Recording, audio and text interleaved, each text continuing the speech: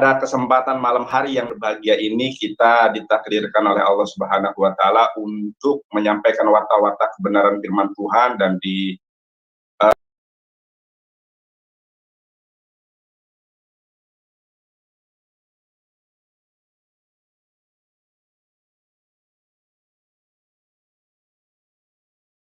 ada penyertaan, dan saya sebagai evangelis yang mengalami Tuhan menjadi pelaku firman, bukan hanya pendengar firman, saudara. Nah, saya ingin meluruskan dan ingin kemudian mengapresiasi Ibu Sofiatul karena Gracia Velo ngacir ditantang debat oleh evangelis Jonathan Nandar. Nah, saudaraku, apabila kita berbicara tentang Yesua HaMasyiah atau Isa Masiho, di dalam perspektif Islam bahwa Isa alaihissalam itu adalah makhluk Tuhan yang diciptakan dengan satu kata. Satu kata apa? Kun, jadilah, maka jadilah ia. Dan ketika saya meng-cross-check di dalam Sefer Yohanan, Ferek Ehad, Misfar Ehad, Beresit, Hayya Hadabar. Ingat, Anda bisa tanyakan kepada para pakar Ibraniun tentang kata dabar, ya. Tentang kata dabar, yaitu yang maknanya kata, saudaraku. Ya, di dalam Yohanan atau Yohanes 1 ayat ke-1, ternyata di sini dikatakan H itu konjungsi kalau dalam bahasa Inggris, dabar adalah satu kata. Ya.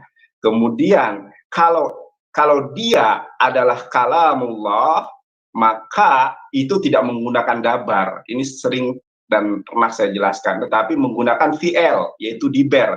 Orang yang mendalami gramatikal Hebrew tentu tahu ada yang namanya faal, VL. Nah, ini maksudnya dalam kategori VL, faal, yang artinya satu kata. Makanya ketika Al-Quran menjelaskan di dalam Quran surat Al-Imran, inna masala Isa indallahi kamasali Adam. Khalaqahu min turabin tsumma qala lahu kun fayakun. Penciptaan Isa di sisi Allah sama seperti penciptaan Adam. Adam diciptakan dari tanah, lalu Allah Subhanahu wa taala berfirman jadi, maka jadilah dia. Jadi dalam hal ini yang tercipta dengan kalimatullah bukan hanya Isa, Adam pun tercipta dengan kalimatullah. Kalau kita melihat di dalam konteks ini, dan ketika kita melihat ya Biblos Al-Muqaddas, saudaraku, ini membenarkan pernyataan saya. Ingat, di dalam kaidah bahasa Arab, ketika itu satu kata disebut kalam, disebut kalimat, maaf. Tetapi ketika dia tersusun dari beberapa kata disebut kalamullah. Makanya kalau kita meng-cross-check Al-Quran dari suratul Fatihah sampai dengan surah An-Nas, itu tidak pernah Isa Al-Masih mendapatkan gelar kalamullah, hanya kalimat, karena dia tercipta dari satu kata, yaitu kun, saudara. Kemudian tadi saya mengutip tentang Biblos Al-Muqaddas, bisa Anda lihat di sini ya. Nah, di dalam Alkitab Al-Muqaddas, di dalam bahasa Arab sangat jelas sekali. Nah, nanti mungkin Bu Sofiatul kalau berkenan bisa untuk membacakannya kepada saya, karena saya banyak melihat bahwa Bu Sofiatul ini merupakan ibu-ibu yang digandrungi oleh apologet sekelas Gracia Velo, ngacir menghadapi saya. Tapi Bu Sofiatul luar biasa ya. Nah, di sini dikatakan fil badai kana kalimatullah wa kalimatullah kana indallah wa kana kalimatullah. Di sini menggunakan kalimat, saudara. Kalimat itu satu kata, bukan kalamullah. Dan penerjemahan di dalam bahasa Arab pun bersifat objektif sesuai dengan Sefer Yohanan, Ferek Ehad, Misfar Ehad. Dan kalau kita melihat, ini Bang Aristo sudah dilebarkan gambar saya. Gambar saya dilebarkan. Ini ada buku yang sangat bagus ya, namanya Eksegesis Fesat Kitab Kejadian atau Sefer Beresit. Pengarangnya adalah Ibu Rita Wahyu. Saudara bisa melihat di halaman 174. Ya, 174.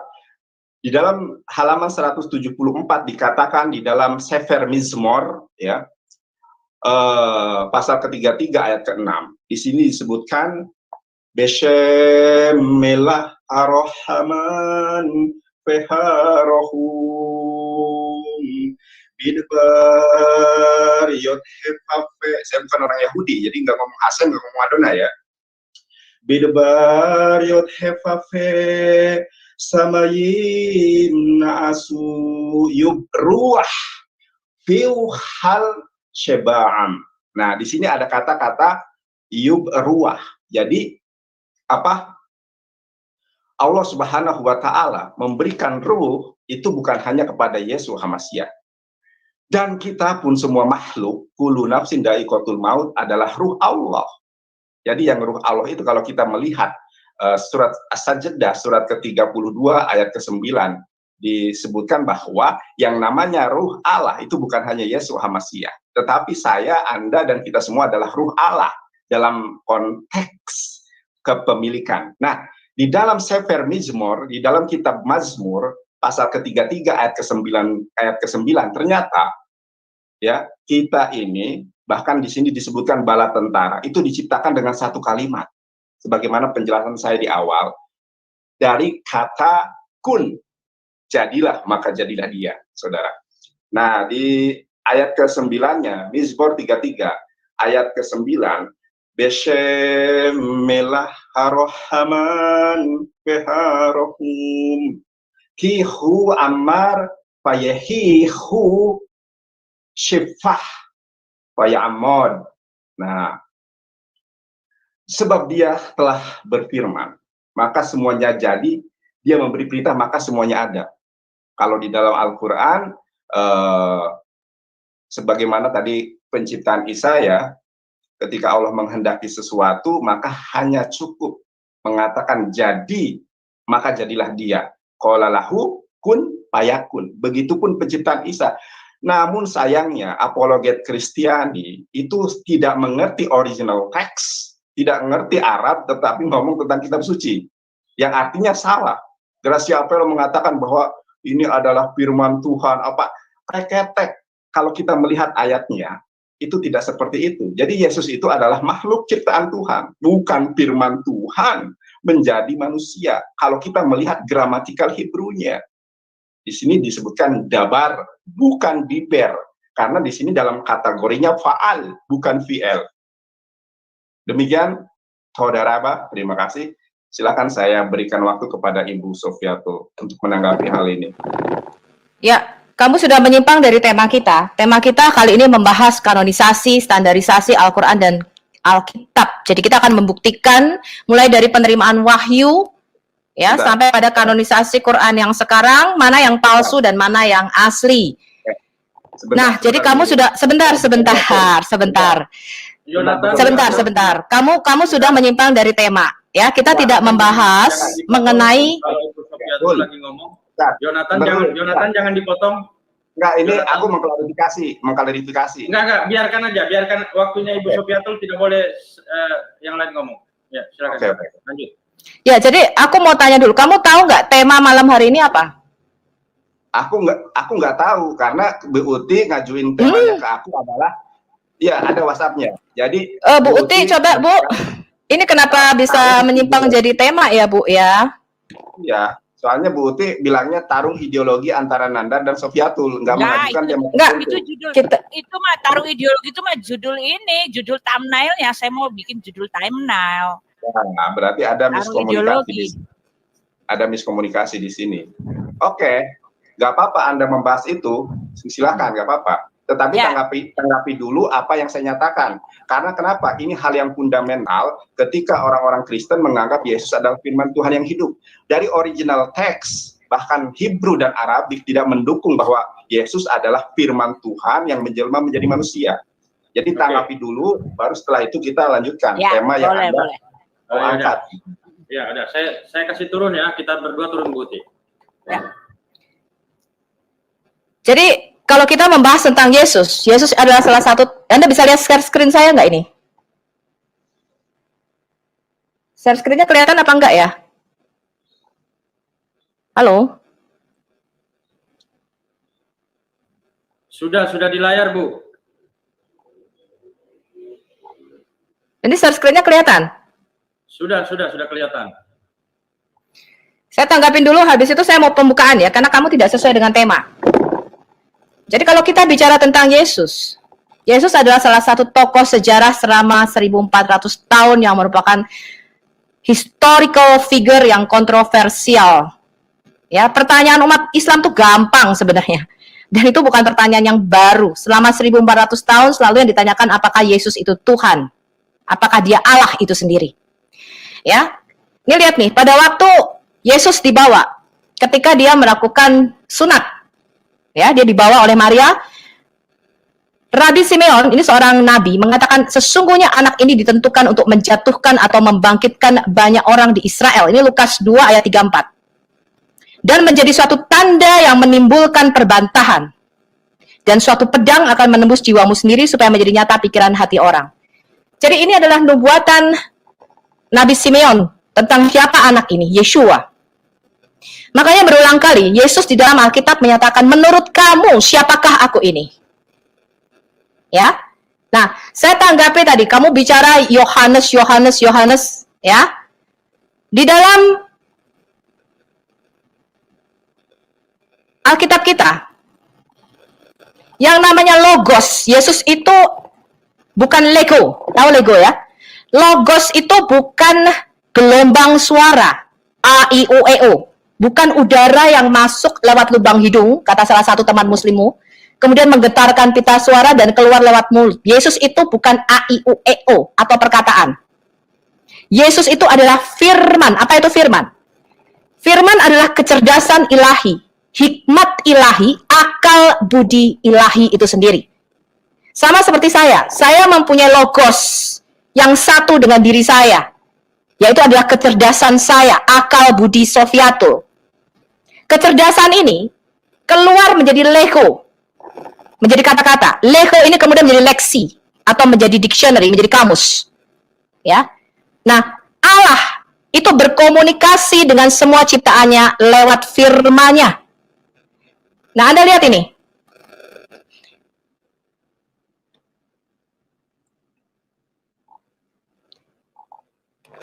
Saya kasih yang biru-biru supaya Anda lihat. Ya, Yohanes 1 ayat 18. Tidak seorang pun pernah melihat Allah.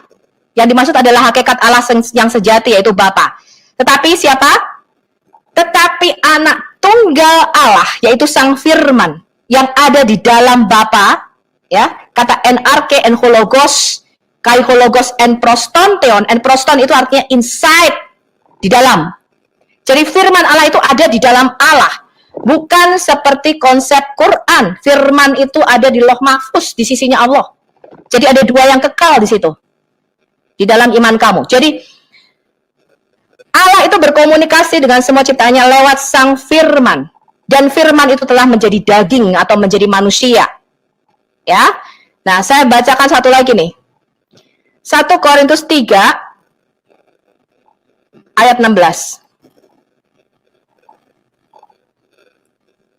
Ya, saya sebenarnya nggak akan bahas ini. Tadi kamu sorry. 1 Timotius. Ya, kita mau bahas Alkitab atau Al-Quran. Ini inti daripada iman Kristen. 1 Timotius 3 ayat 16.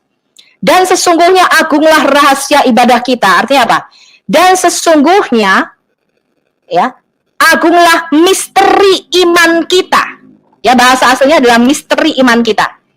Dia Allah telah menyatakan dirinya dalam rupa manusia, dibenarkan di dalam roh dan menampakkan diri kepada malaikat, diberitakan di antara bangsa-bangsa yang tidak mengenal Allah, yang dipercaya di dalam dunia, diangkat dalam kemuliaan. Jadi jelas Yesus itu Allah, tapi itu tidak akan kita bahas hari ini. Kita akan membahas sesuai dengan tema yang sudah kita sepakati. Saya sepakati dengan Bu Uti, ya, bahwa kita akan membahas kanonisasi Al-Quran dan Alkitab, ya, mana yang palsu, ya. Jadi kita tidak akan membahas keilahian Yesus saat ini. Saya hanya menanggapi saja bahwa iman Kristen adalah Allah yang menyatakan diri dalam rupa manusia. Ya, jadi jelas Yesus adalah Davar. Ya, dan itu ada di dalam seluruh Alkitab kita. Jadi siapakah yang menampakkan diri mulai dari kitab Kejadian di Taman di Eden yang berjalan bersama Adam, ya, kemudian duduk makan bersama Abraham di Kejadian 18. Ya, kalau Anda baca Targum Yonatan, itu semuanya adalah Sang Firman itu sendiri. Ya, kemudian kalau kita baca, tadi dikatakan semua kita adalah kalimat dari kalimat Allah. Jadi kita semua diciptakan dari kalimat Allah. Itu tidak benar. Hanya Yesus yang bergelar kalimatullah dan rohullah. Ya. Ini sesuai dengan An-Nisa 171. Anda bisa baca di hadis Anas bin Malik halaman 72. Sesungguhnya Isa adalah kalimat Allah dan rohullah. Jadi Yesus itu setara dengan Quran. Tidak setara dalam level Muhammad. Yesus tidak sama dengan Muhammad. Muhammad hanya pembawa firman, sama seperti Maria. Yesus adalah sang firman itu sendiri. Jadi kalau kita mau compare apple to apple, nanti kita akan membandingkan siapa Yesus. Ya, setara dengan Quran. Nah, saya nggak akan menanggapi lebih jauh. Saya langsung masuk kepada materi kita kali ini ya.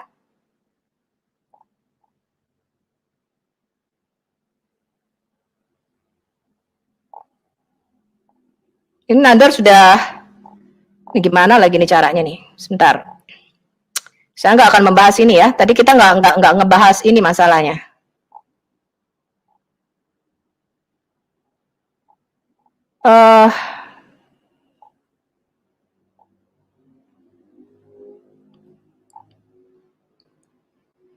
Ya, kita akan membahas Alkitab atau Quran, mana yang asli dan mana yang palsu. Ya, jadi kalau kalian itu beli barang asli, hermo tas herma asli, Anda harus tahu mana yang asli, mana yang palsu. Kalau Anda nggak pernah lihat yang asli, Anda nggak bakal tahu. Dikasih palsu pun Anda nggak bisa bedain. Ya, kalau Anda dikasih tas LV palsu, Anda nggak bisa bedain mana yang asli, mana yang palsu. Karena Anda yang asli aja nggak pernah pegang, nggak pernah nyentuh, nggak pernah membawi, nggak pernah tahu mana yang asli. Nah, sekarang kita mau bicara dulu mengenai Al-Quran dan nature daripada Alkitab di dalam pewahyuannya. Ini perbedaan lahirnya gereja, ya, kekristenan dan Islam. Kekristenan atau gereja itu lahir bukan dari sebuah kitab Injil yang diturunkan seperti dalam teologi Islam.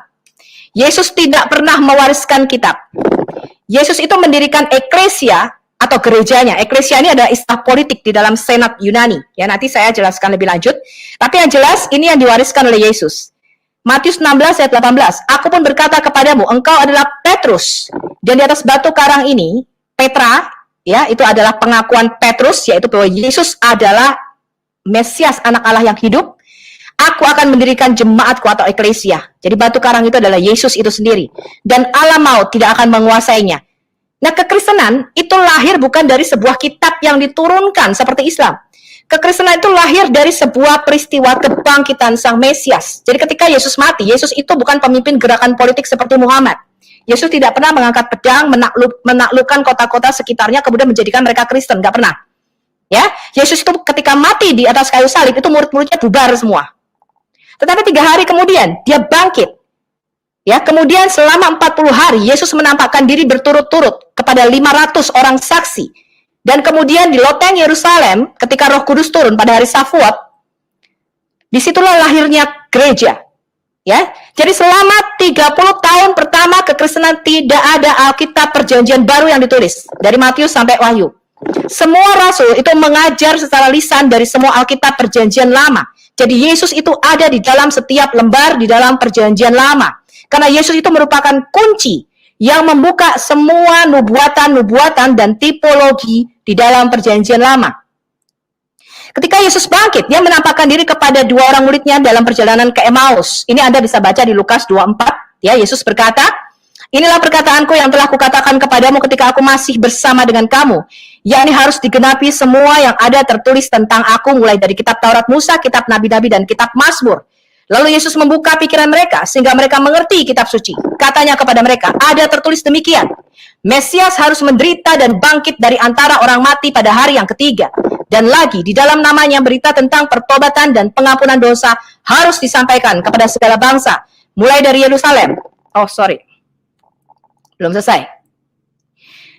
Dan kamu adalah saksiku, aku mengirim kepadamu apa yang dijanjikan Bapakku. Apa itu janji Bapa? Anda bisa baca di Kisah Rasul 2, yaitu kepenuhan Roh Kudus, ya, dalam bentuk lidah-lidah api. Tetapi kamu harus tinggal di Yerusalem, di kota ini, sampai kamu diperlengkapi dengan dunamos dari tempat tinggi. Ini ada 7 slide saja, saya nggak banyak-banyak. Kemudian kepada mereka, Yesus menunjukkan dirinya setelah penderitaannya selesai, dan dengan banyak tanda, dia membuktikan bahwa Yesus hidup. Sebab selama 40 hari dia berulang-ulang menampakkan diri dan berbicara kepada murid-muridnya tentang kerajaan Allah. Anda bisa baca di Kisah Rasul 1 ayat 3. Ada berapa saksi? Ada sekitar 500 lebih yang menyaksikan kebangkitannya. Kalau yang menyaksikan penyalipannya banyak sekali. Ya, Anda bisa baca di 1 Korintus 15. Ya, ada 500 orang saksi. Kemudian Yesus berkata kepada mereka, pergilah ke seluruh dunia, beritakanlah Injil kepada segala makhluk. Siapa yang percaya dan dibaptis akan diselamatkan, tetapi siapa yang tidak percaya akan dihukum. Ya, Anda bisa baca selengkapnya di Markus 16 sampai ayat 8 sampai ayat 20. Jadi ini adalah awal kebangkitan Kristen. Sekarang kita lihat bagaimana Islam itu lahir. Saya mengatakan ini supaya kita bisa melihat apakah Islam ini merupakan kontinuitas daripada agama Samawi. Ya, seperti yang diklaim Muslim. Ya, kami menyembah Allah Abraham, Ishak dan Yakub. Kitabnya aja nggak kalian terima. Ya, kitabnya aja nggak jadikan satu. Kalau Kristen, kami mengatakan kami menyembah Allah Abraham, Ishak dan Yakub. Buktinya gampang. Kitabnya kami jadikan satu. Kami terima bulat-bulat dari Kejadian sampai Maleaki, nggak dirubah sedikit pun. Susunnya beda dengan kitab Yahudi yang sekarang. Tapi kami menerima semua kanonisasi daripada orang Yahudi. Ya gampang buktinya, kitabnya kami terima. Kami menyembah Allah yang sama. Ya walaupun interpretasinya beda. Nah sekarang kita lihat, Islam itu lahir dari sebuah kitab yang diturunkan di Gua Hiro. Teologi pemikiran Islam, ada setiap agama lahir dari sebuah kitab yang diturunkan. Musa dikasih kitab Taurat, kemudian agama Yahudi lahir. Isa dikasih Injil, lahirlah Kristen. Muhammad dikasih Quran, lahirlah Islam. Hal ini nggak benar. Jadi Musa dan bangsa Israel serta para patriark ini bapak-bapak leluhur Abraham, Ishak dan Yakub, itu mengalami perjalanan rohani bersama Tuhan. Bagaimana penyertaan Tuhan dan mujizatnya di dalam hidup mereka. Itulah yang mereka wariskan dan mereka tuliskan. Ya, jadi pengalaman rohani itu mendahului kitab. Ya, mereka tidak mengalami kitab yang diturunkan. Bahkan kitab Kejadian itu merupakan tulisan 2500 tahun sebelum Musa lahir. Hal ini berbeda dengan nature Islam yang percaya ada kitab yang diturunkan. Dalam pandangan Yahudi dan Kristen tidak ada kitab yang diturunkan. Lalu siapakah Sang Firman itu?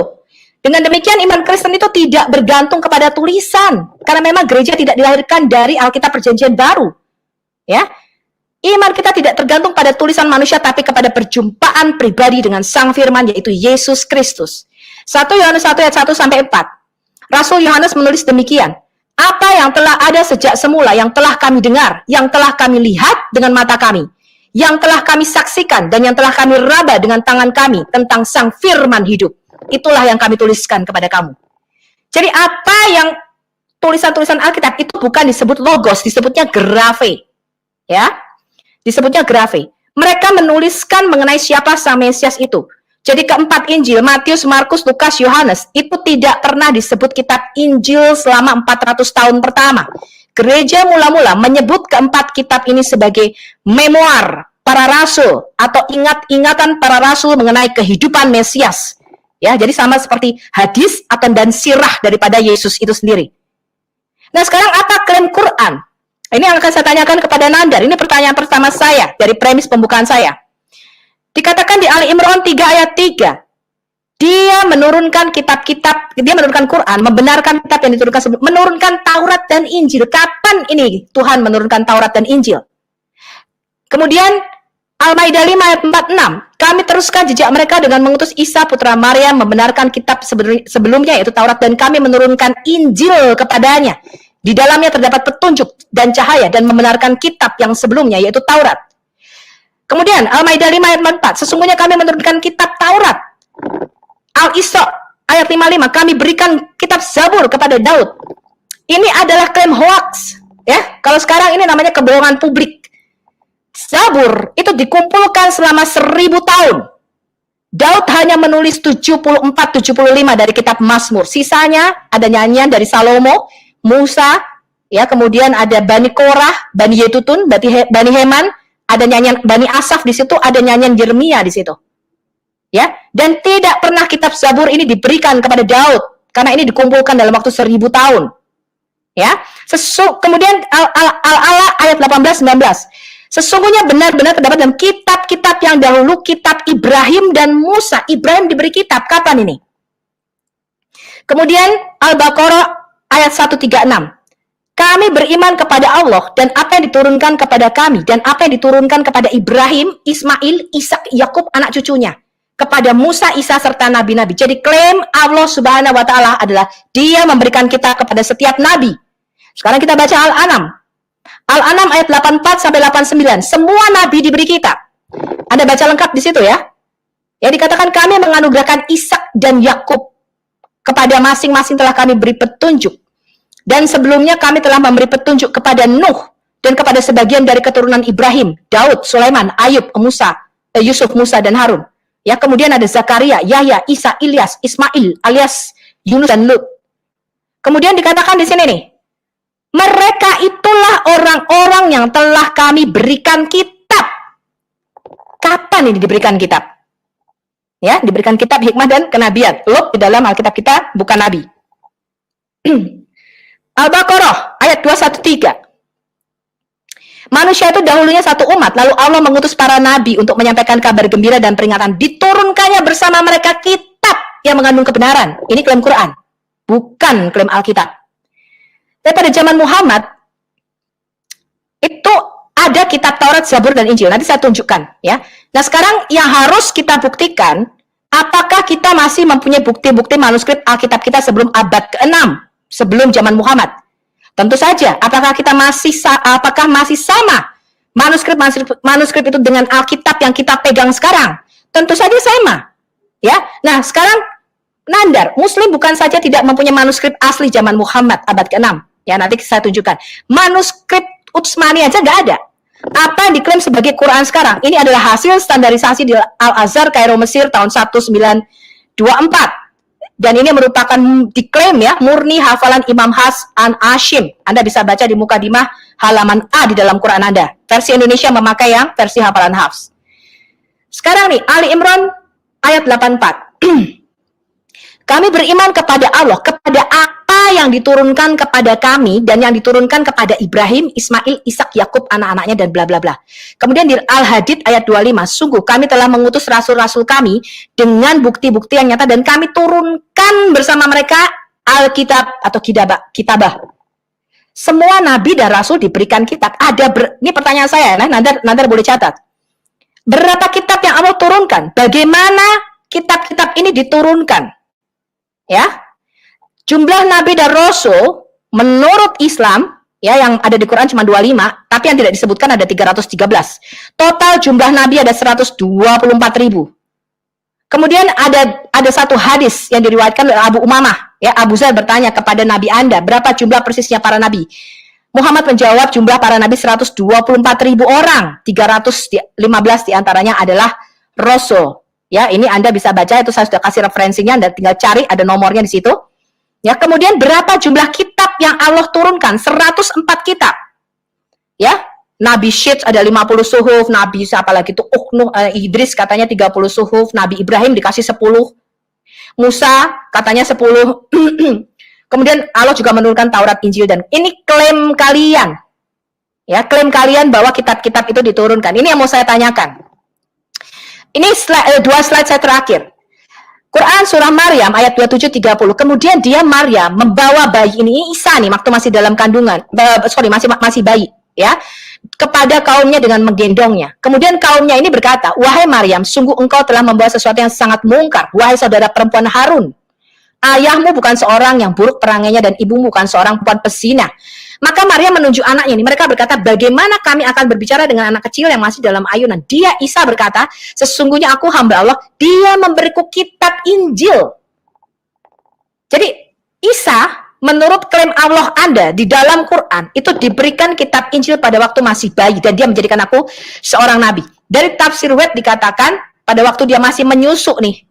Ya, nah saya mau tanya kepada Nandar, bagaimana konsep kitab ini diturunkan? Sebab dalam pandangan Kristen dan Yahudi tidak ada kitab yang diturunkan. Kitab itu semua ditulis dalam rentang waktu yang berbeda-beda, total 1.500 tahun dengan 40 penulis yang berbeda. Kalau tadi Nabi Anda mengatakan 104 kitab yang diturunkan, kemana nih kitab-kitabnya Allah ini? Ya, kalau Anda menuduh Alkitab kami palsu, kenapa Tuhan Anda tidak sanggup menjaganya? Ya, jadi Isa itu diajar menulis pada waktu masih dalam kandungan. Al-Maidah Ayat 110 dikatakan, wahai Isa putra Maryam, ingatlah nikmatku kepadamu dan kepada ibumu sewaktu menguatkanmu dengan Roh Kudus. Engkau dapat berbicara kepada manusia pada waktu masih dalam buayan dan setelah dewasa. Dan ingatlah, aku mengajarkan menulis kepadamu. Kapan? Pada waktu masih di kandungan tadi. Ya, hikmat, Taurat, dan Injil. Ya, ini tafsir Al-Jalalain, Anda bisa baca. Isa Isa berkata, dia telah memberi saya kitab suci, yaitu Injil, dan menjadikan saya seorang nabi. Nah, di mana Injil Isa ini? Nandar. Ya, jadi semua tafsir menyatakan Isa diberi kitab Injil waktu dalam kandungan. Ini lihat nih, baby Isa waktu masih kecil sudah dikasih kitab Injil made in surga. Ya. Nah, ini adalah pertanyaan saya yang pertama. Sekarang kamu sebutkan dulu nature pewahyuan daripada Quran. Ya, bahwa Quran ini merupakan, jadi kelahiran Islam itu merupakan kitab yang diturunkan di Gua Hiro. Ya, nanti kita lihat bagaimana Muhammad mendapat wahyu. Tapi ini dulu yang kamu harus jawab. Mengapa nature atau sifat pewahyuan, ya, para penulis Alkitab ini berbeda dengan Nabi Anda? Tidak pernah ada nabi-nabi di dalam Alkitab yang mengklaim, ya, dia mendapatkan kitab yang diturunkan. Hanya nabi-nabi palsu seperti gereja Mormon, ya, Joseph Smith. Itu dia mengaku mendapatkan, dia ketemu malaikat Mormoni dan dia mendapatkan kitab Mormon. Ya, kalau Anda ketahui. Nabi Mani, dia mengklaim dia mendapatkan kitab juga. Dan ada banyak nabi-nabi palsu lainnya yang mengklaim mendapatkan kitab. Tapi di dalam Alkitab kita, Musa tidak pernah mengklaim aku diberikan kitab Taurat dari surga. Nabi Yeremia tidak pernah mengklaim aku diberikan kitab Yeremia dari surga. Ya, nggak pernah ada nabi-nabi di dalam Alkitab yang mengklaim dia diberikan kitab oleh Allah. Ini pertanyaan saya yang pertama, dan sebagai penutup dari pembukaan saya, Anda boleh jawab. Silakan.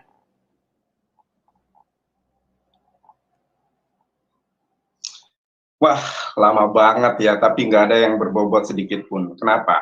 Saya berbicara tentang fakta, tetapi yang ditanggapi adalah asumsi, tulisan yang tidak dipahami.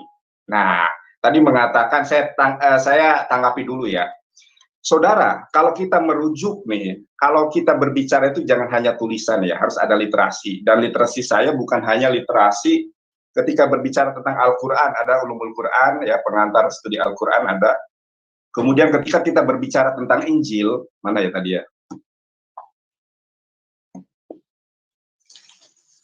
Berbicara bahwa Yesus Masih itu adalah makhluk Allah. Ayatnya jelas ya.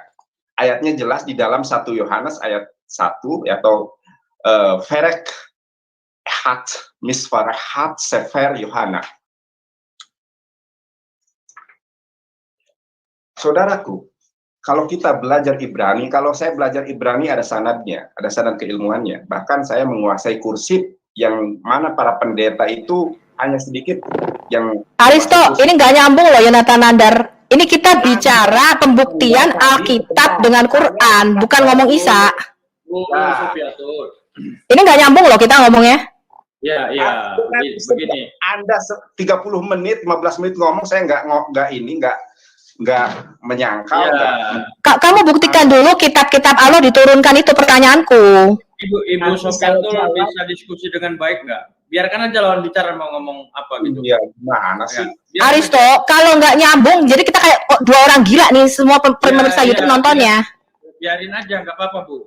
Tadi sudah sepakat begitu, kalau lawan bicara ngomong jangan dipotong. Saya objektif. Aku nggak akan motong, tapi dia tidak menjawab pertanyaanku dan tidak sejalan dengan tema. Dia tuh ngomong masalah Isa Yohanes 1. Itu bukan tema kita hari ini. Tema kita hari ini Alkitab atau Quran, mana yang asli dan mana yang palsu, gitu loh. Iya, tapi kan pertanyaan Ibu terlalu banyak itu untuk direspon. Kasih waktu lawan bicara ngomong, Bu. Ya dong. Ya. Saya belum ngomong apa-apa kok. Nggak, aku tanya dulu sama Nandar. Kamu mau menjawab tema aku hari ini, Alkitab Quran mana yang palsu, atau kamu membahas apa nih? Karena ini nggak sesuai dengan yang kita sepakati loh. Saya akan menjawab semua pertanyaan Anda, tetapi tolong Anda dengarkan saya. Paham? Ya sudah, kamu jawab. Bagaimana pewahyuan itu diturunkan kepada nabimu? Ya, bisa dikasih waktu lawan bicara nggak? Nah, ya, ini Ibu nggak objektif, nggak kooperatif. Ibu tadi ngomong panjang lebar kan nggak ada yang potong. Jadi biar tersampaikan gini, Bu. Oke, silakan lanjut. Ya. Makanya saya itu kalau nantang debat yang bergengsi sedikit, Gracia Velo ngacir, Bambang Nursena ngacir. Kalau lu ngomong sama gua aja kagak nyambung. Lah, aku belum selesai ngomong. Ya Allah, belum selesai ngomong. Ini yang saya khawatirkan dari tadi kan, apa namanya, ya saya iakan semua. Saya objektif ya, tidak memihak mana. Makanya saya bilang agar tersampaikan, mau nyambung mau kagak biarkan aja lawan bicara mau ngomong apa gitu kan. Nah gitu. Soal gini ya. Ini kan diskusi ini kontribusinya ke para audiens. Soal tersampaikan atau tidak itu urusan lain gitu loh. Saya kira tidak akan ada yang puas antara Nandar dan Ibu Sofiatul karena ini berbicara dua kitab ini. Jadi biarkan aja Bu, mau yang biar audiens yang akan menilai gitu. Ya lanjut. Oke. Jadi di Indonesia, saudara, yang menguasai kursi ya itu hanya beberapa orang saja bisa dihitung. Nah, di dalam Yohanes 1 ayat ke-1, saya akan jawab semua pertanyaan Ibu, tapi tolong dengarkan saya dulu, karena saya ini pewarta firman, bukan hanya pendengar firman.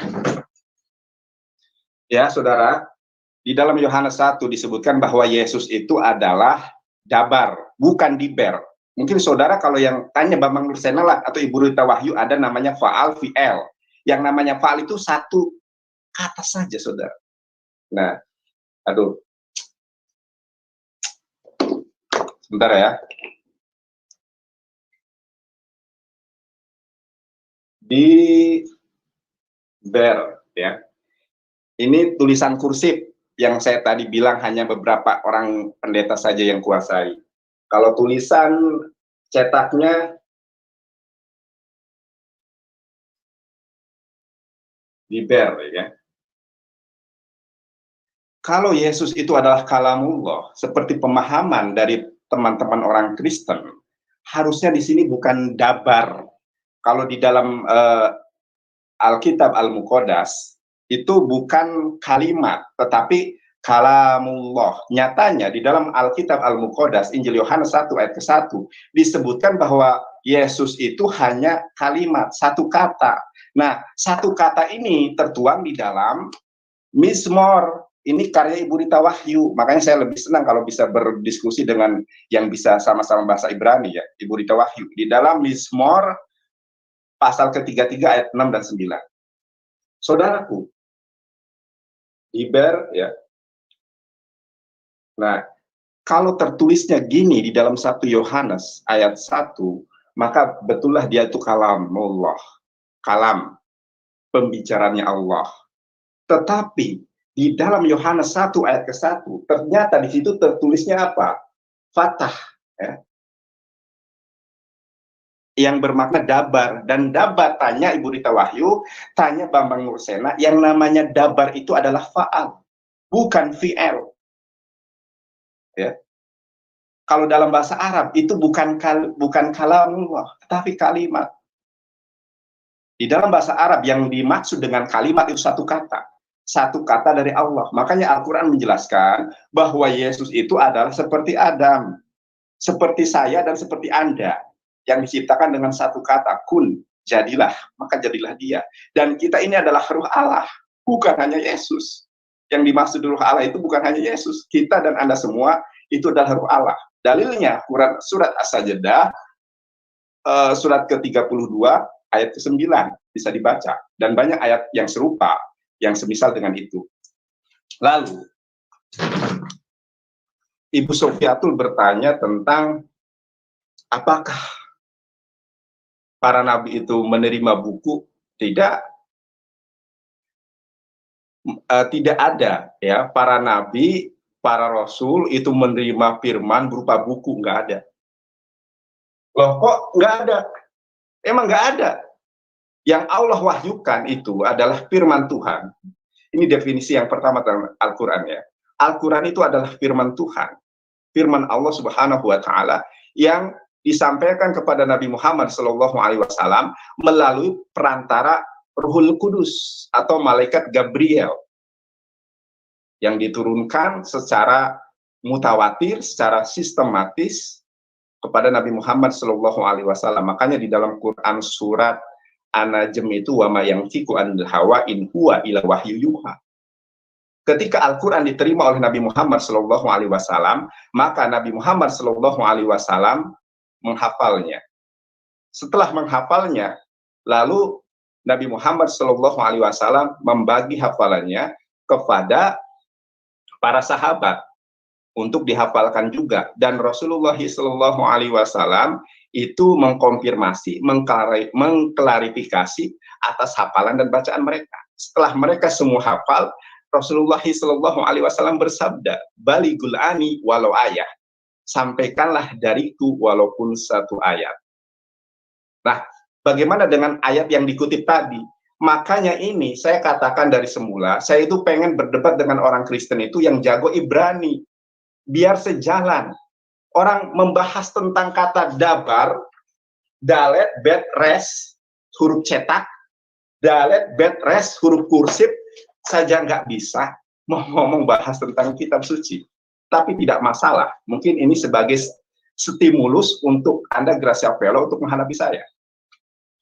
Nah, kalau kita melihat kode kritik teks dari kitab suci, kitab Biblos maksud saya, kodenya saya tulis dulu, atau Anda boleh catat ya, kodenya H5612. Ketika di dalam Yesaya 29 ayat ke-12 tentang nubuatan Nabi Muhammad SAW di Gua Hiro, yang kemudian di dalam kodeks itu ditambahi ya menjadi apa itu yang pernah dibahas oleh Uncle Bob, bisa Anda cari videonya, ditambahi. Tapi bukan, saya tidak akan membahas tentang penambahan ayat itu. Memang Biblos itu palsu, saudara. H5612 Anda cari. Ya, karena di dalam Bible itu, kata per kata ada kritik teksnya. Ya, ada kode dan nomornya. Silakan Anda cek. Apa yang disebut dengan sefer. Kalau banyak buku, sefarim. Kalau satu buku, sefer. Nah, pengertian sefer ini, kalau melihat kode ini, apakah mesti buku? Ternyata tidak, saudaraku. Firman Tuhan yang disampaikan kepada Musa, firman Tuhan yang disampaikan kepada Yesua HaMasyiah, itu sefer juga, tetapi sefer tidak berbentuk buku. Itulah juga yang diterima oleh Nabi Muhammad SAW. Ketika kita membaca, coba Anda buka Quran surat Al-Baqarah, ayat kedua. Surat Al-Baqarah ayat kedua, di mana Allah Subhanahu wa taala berfirman, Bismillahirrahmanirrahim, Alif Lam Mim, Dzalikal kitabul la raiba fihi hudal lil muttaqin. Saya mau tanya kepada saudara, sejak kapan Nabi Muhammad SAW itu menerima kitab? Kan tidak pernah. Tetapi kenapa? Dzalikal kitabul la raiba fihi hudal lil muttaqin. Ya. Itulah kitab yang tidak ada keraguan padanya. Karena gramatikal Hebrew dengan gramatikal Arabik sama, saudara. Ya, bahwa kitab itu belum tentu berbentuk kodeks seperti ini, naskah buku seperti ini. Makanya dalikal kitabul la raiba fihi hudalil muttaqin. Itulah kitab yang tidak ada keraguan di dalamnya. Lah, kok kitab, saudara? Sedangkan Nabi Muhammad SAW tidak pernah mengkodifikasi Al-Quran. Karena makna sefer di dalam Ibrani tidak mesti berbicara tentang buku, saudara. Kodenya ada, silakan Anda lihat kodenya, mana tadi? H516, nah coba ya, nah, Alif Lam Mim Dzalikal, kitab ini tidak ada keraguan padanya, petunjuk bagi mereka yang bertakwa. Aku mau bertanya, baik muslim atau kafir, ya, ketika ayat ini turun, apakah Al-Quran ini sudah menjadi buku? Tidak, hafalan. Loh, kenapa kok di sini kitab? Karena gramatikal Ibrani dengan gramatikal Hebrew itu ada kesamaan, karena rumpunnya sama. Cuma kita itu direpotkan dengan benai terjemahan. Benai terjemahan itu nggak bisa bahasa Ibrani, nggak bisa bahasa Arab. Kemudian coba nanti kita buktikan, apakah Sofiatul mampu membaca Al-Quran? Kalau saya, jangan tanya gitu kan. Nah, apakah Bu Sofiatul mampu memberikan penjelasan tentang isim itu ada berapa, fi'il itu ada berapa, masdar itu apa, ya, maf'ul itu apa? Kalau Anda mampu menjelaskan ini kepada saya, Anda boleh berbicara apapun tentang Al-Quran. Lah, wong pengertian kitab saja nggak ngerti. Sekali lagi, Anda bisa cek ya, kode kritik teks di dalam kitab Yesaya 29, ayat ke-12 tentang Hasefer. Ketika Yesaya menubuatkan tentang kenubuatan Nabi Muhammad SAW, yang Nabi Muhammad SAW nggak bisa baca. Itu menggunakan sefer, Hasefer. Hasefer pengertiannya bukan mesti dokumen, bukan mesti kitab. Makanya Al-Quran menyatakan ketika Yesua HaMasyiah menerima ketika kecil, kemudian Maryam alaihissalam, ketika orang-orang Yahudi, kamu ini bukan anak keturunan pezina dan lain sebagainya, kan Nabi Isa alaihissalam disuruh berbicara dan nyatanya mampu dan dapat berbicara. Kalau kita melihat Injil-Injil pun, Injil asli itu ada yang seperti itu, ya. Nabi Isa alaihissalam, kalau di dalam Al-Quran surat Al-Imran itu dinyatakan Allah memberiku kitab Injil. Kitab Injil yang di sini maksudnya sama seperti Quran surat Al-Baqarah ayat kedua. Sekarang Anda cari literasi dari manapun, di mana kapan Rasulullah SAW menerima kitab.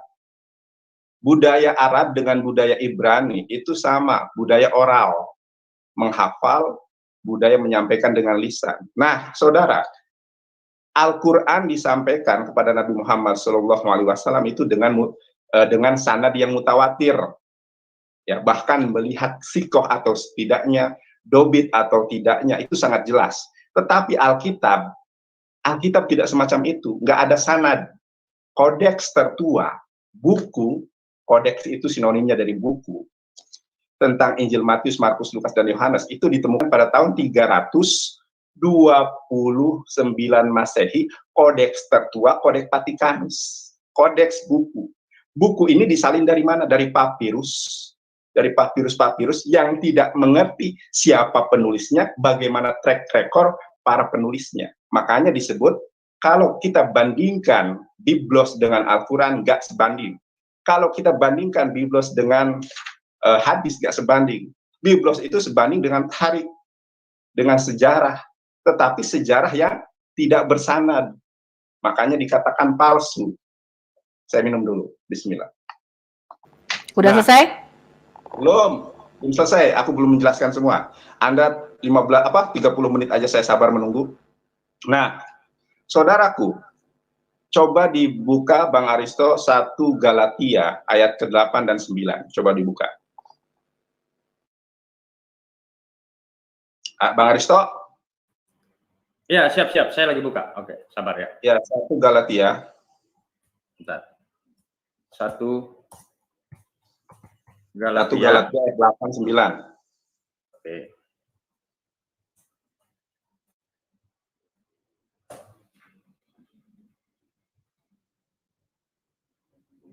Sabar ya.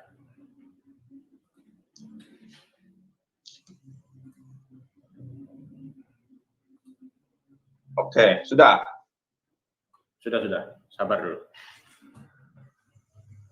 Ini aku buka juga di dalam.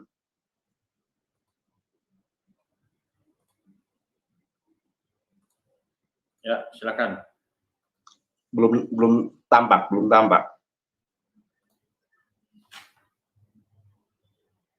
Ya, tetapi sekalipun kamu tahu seorang malaikat dari sorga memberitakan kepada kamu, ya, memberikan kepada kamu suatu Injil. Sebenarnya itu terjemahan juga, suatu Injil. Padahal terjemahan yang benar adalah satu Injil, ya. Kalau kita melihat original text dan original language, satu Injil yang telah kami beritakan kepadamu. Nah, pertanyaannya, ketika Paulus mengatakan hal ini, saudara, apakah sudah ada Injil? Belum ada. Coba buka ayat ke-9-nya. Tetapi sekalipun kamu atau seorang malaikat dari sorga yang memberitakan kepadamu satu Injil yang berbeda dengan Injil yang telah kami beritakan kepadamu, coba saudara, ini adalah perkataan si pendusta Paulus di dalam Galatianya.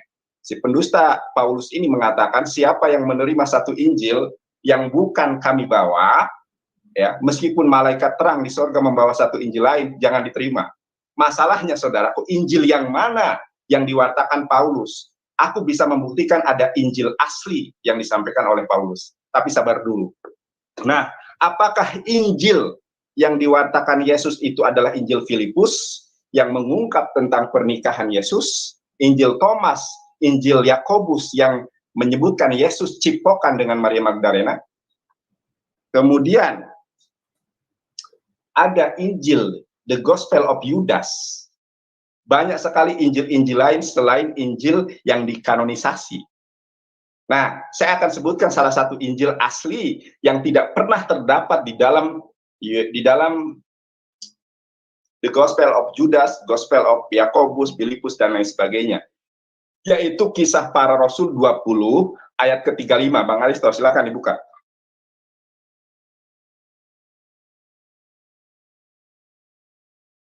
Halo? Bang Aristo? Siap. Lagi buka. Ya. Nah, di dalam Kisah Para Rasul 20 ayat ke-35, dalam segala sesuatu telah kuberikan contoh kepada kamu, bahwa dengan bekerja demikian kita harus membantu orang-orang yang lemah, dan harus mengingat perkataan Mar Yesus. Mar Yesus diterjemahkan menjadi Tuhan Yesus. Ini penyesatan yang sungguh nyata, saudara-saudari yang terkasih. Kisah Para Rasul berapa ya? 20 ayat ke-35. Oke. Itu dalam bahasa Aramaiknya bukan Tuhan, tetapi diterjemahkan menjadi Tuhan. Inilah ya yang disebut fawailul lilladzina yaktubuna alkitaba bi'aidihim tsumma yaquluna hadza min indillah. Nah, ini Injil asli, saudara. Ya, inilah Injil asli. Kalau saudara mau tahu Injil asli, inilah Injil asli. Injil asli yang tidak pernah ada di dalam Matius, Markus, Lukas, dan Yohanes. Injil asli itu adalah yang tanda merah. Dalam segala sesuatu telah kuberikan contoh kepada kamu, bahwa dengan bekerja demikian, kita harus membantu orang-orang yang lemah, dan harus mengingat perkataan Mar Yesus, Tuhan Sayyid Yesus. Tetapi sungguh penyesatan nyata, Mar Yesus dirubah menjadi Tuhan Yesus. Tetapi bukan itu entry point-nya. Entry point-nya adalah sebab ia sendiri telah mengatakan, adalah lebih berbahagia memberi daripada menerima. Kuping saya dijewer malam ini, dipotong kanan saya. Kalau Anda mampu menemukan di dalam Injil Matius, Markus, Lukas, dan Yohanes bahwa Yesus pernah mengatakan hal ini. Lalu kepalsuan yang kedua, baca Matius 4 ayat ke-5. Bang Aristo. Sabar, aku juga tadi Bu Sofiatul kelama, tapi aku santai aja. Matius 4 ayat ke-5.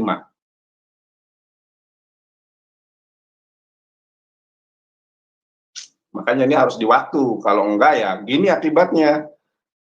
Kemudian iblis membawanya ke kota suci, menempatkannya dia di hubungan bait Allah. Kisah Matius 4 ayat ke-5 ini, saudaraku, berbeda dengan Lukas 4 ayat ke-5 sampai dengan 9. Kalau di dalam Matius 4 ayat ke-5, setelah Yesus disuruh oleh iblis, bayangkan, ada Tuhan katanya itu dibawa oleh ciptaannya, iblis lagi. Matius 4 ayat ke-5, ketika Yesus disuruh menjadikan batu jadi roti, kisah berikutnya, kronologi berikutnya adalah membawanya ke kota suci dan menempatkan dia di hubungan bait Allah. Tetapi di dalam Lukas 4 ayat ke-5 dan 9, setelah peristiwa Yesus disuruh batu dijadikan jadi roti, kisah kronologi berikutnya bukan dibawa ke hubungan bait Allah, saudara, akan tetapi dibawa ke gunung yang tinggi. Saya punya permisalan. Ketika saya dari Kuningan, Jawa Barat, beranjak ke Jakarta, setelah di Jakarta saya beranjak ke Aceh. Itu kisah saya. Tetapi ketika kisah saya ini diceritakan ulang oleh orang lain yang pendengarannya kurang, Evangelis Yonatan Nandar berangkat dari Kuningan, Jawa Barat, tempat kelahirannya, pergi ke Jakarta. Setelah dari Jakarta, dia ke Surabaya. Kira-kira kisah mana yang benar sesuai dengan kenyataannya? Tentu kisah yang benar adalah kisah yang pertama. Karena pada kenyataannya saya dari Kuningan, Jawa Barat ke Jakarta, habis dari Jakarta ke Aceh. Tetapi orang kedua mengisahkan berbeda, dari Jakarta ke Surabaya. Nah, masalahnya ini adalah tulisan yang dianggap sebagai firman Tuhan. Tetapi kronologinya kok bisa berbeda, saudara? Inilah bukti kepalsuan Alkitab. Sebetulnya ada miskomunikasi di sini, bahwa Bu Uti itu ngajak saya berdiskusi tentang pertarungan ideologi. Nah, aku nggak ngerti pertarungan ideologi semacam apa, tapi jatuhnya ke sini. Dan ini, saudara, kalau kita melihat di dalam sejarah penulisan Alkitab, itu Injil kali pertama ditulis di dalam bahasa Ibrani, menurut Santo Agustinus, Bapak Gereja Mula-Mula, Irenaeus, dan lain sebagainya. Tetapi tidak ada, ya, tidak ada autografannya. Jadi memang Alkitab ini tidak sesuai dengan Al-Quran. Kalau Al-Quran itu, saudara, memang periwayatannya berdasarkan oral, lisan, yang dikuatkan dengan sanad. Makanya ada sanad itu, dari A ke A, dan mengenai sanad itu, bagaimana klasifikasi yang amat menakjubkan dari sanad ini. Orang yang menjadi perawi, ketika dia berbohong pada binatang saja, hafalannya tidak kuat, itu di blacklist. Jadi benar-benar orang yang orang-orang yang kredibel pilihan Tuhan. Dan bukan hanya satu, banyak. Tetapi Biblos, saudara, Injil-Injil yang asli, yang terdapat di dalam Kisah Para Rasul 20, ayat ke-35, dibuang, dibakar. Kemudian Basilides pada tahun 117 sampai 138, yang dekat waktunya dengan Yesus, Yesus itu nggak disalib. Yang disalib itu siapa itu? Simon dari Kirene. Kemudian Injil Thomas lebih tua. Kenapa nggak dikanonisasikan? Karena tidak ada satu Injil pun yang menuhankan Yesus, kecuali Injil-Injil yang berkesesuaian dengan politik pada saat itu. Jadi tidak pernah lepas kekristenan ini dengan politik. Yesus tidak pernah kenal pohon cemara, ada pohon cemara, pohon Natal. Yesus tidak lahir tanggal 25, tetapi dinyatakan lahir tanggal 25. Makanya gereja Advent hari ke-7 tidak merayakan Natal, tidak merayakan Paskah, tidak makan babi, karena tidak sesuai dengan naskah kitab suci, saudara. Gitu. Coba pertanyaan saya, itu dijawab mengenai Dabar, mengenai tadi kodeks H5612, kode di dalam Sefer ini, apakah Anda bisa menjelaskan? Kemudian Matius 4 ayat ke-5 dan seterusnya dengan Lukas 4, 5 dan seterusnya, ada perbedaan, dan apa tolak ukur Anda mengatakan Biblos itu asli, sedangkan kodeksnya banyak yang kontradiktif, banyak yang hilang, yang tidak pernah diketahui bagaimana perawinya, bagaimana sanadnya. Terima kasih. Oke, kita TikTok aja, kamu terlalu lama. Oke, TikTok. Aku mau jawab, kamu mengatakan kitab, itu bukan berarti bentuknya kitab, kamu keliru. Ya, manuskrip kuno itu tidak selalu bentuknya kitab buku, bentuknya suhuf. Suhuf itu juga berbentuk lembaran-lembaran. Ya, berbentuk lembaran-lembaran. Yang kamu katakan sefer itu gulungan, bahkan di dalam Perjanjian Lama kitab Ayub itu ditulis dalam ostraka. Ya, jadi yang menurut Quran diturunkan kitab itu adalah itu dari talu. Ya, itu adanya di Quran. Sebentar. Di dalam Alkitab tidak pernah ada namanya nabi-nabi diberikan kitab. Mereka menuliskan perjalanan rohani mereka bersama Tuhan. Nah, sekarang saya mau kamu membantah biografi Nabi Muhammad tertua dari Ibn Hisham. Ya, biografi tertua Muhammad itu diakui yang menulis adalah Ibn Ishaq, tapi kalian tidak punya tulisan daripada Ibn Ishaq. Yang kalian punya sekarang adalah Ibn Hisham yang mengaku mengedit tulisan Ibn Hisham yang kira-kira 200 lebih setelah Muhammad mati. Di dalam biografi ini, ya, ketika Nabi bermimpi di Gua Hiro menerima wahyu pertama, ya, Lailatul Qadar merupakan mimpi. Wahyu pertamanya mimpi, gak ada saksinya. Di dalam tulisan Ibn Hisham dikatakan Jibril menampakkan diri kepada Muhammad dalam tidurnya membawa sebuah buku. Dan dia memerintahkannya untuk membacanya. Muhammad menolak 2 kali perintahnya sebelum akhirnya Muhammad ditekan sampai dia tidak bisa bernafas. Ya.